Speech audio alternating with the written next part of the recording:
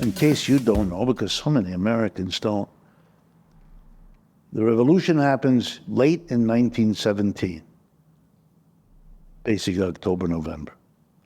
By 1918, four countries decide to invade Russia to crush this new communist, socialist, whatever government. Those four countries were Britain, France, the United States, and Japan. They all sent troops to work with the Russians inside the country who were against the revolution. Rural people, right-wing people, religious people, lots of them too. There was a civil war going on inside the Russian Revolution. After the revolution, and it pitted the Red Army against the White Army, that's what they were called. Trotsky was in charge of the Red Army, and they were fighting to see whether the revolution would survive. And the White Army got the assistance of troops from Britain, France, the United States, and Japan. By the way, footnote, 10,000 troops, Americans, were landed in Russia to fight against the new socialist government. Did Russians ever land in the United States to fight anybody? Never.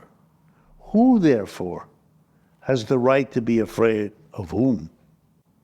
Anyway, put all that aside.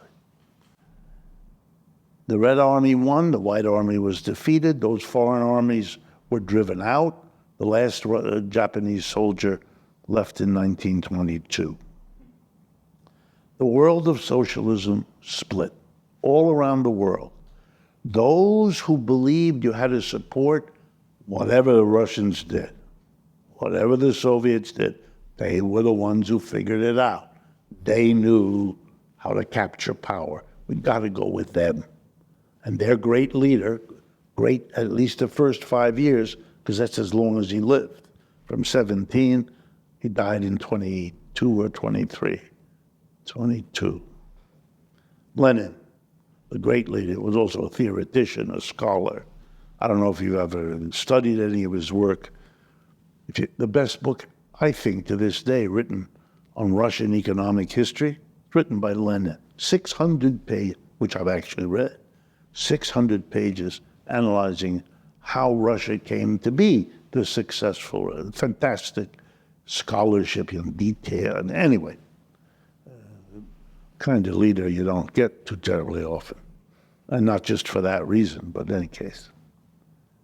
So the world split, and the socialists who said Russia is the future, said we have to change our name, and they called themselves communists. The other ones who didn't like Russia or weren't so sure or called themselves socialists. And they split, and for example, in a place like France, that's the date when the Communist Party was founded, 1920, 21, and there have been Communist Party versus Socialist Party with lots of bitterness ever since. And you have that in many, many other countries, including the United States. That's when the Communist Party is formed here. By whom? By ex-socialists under that split.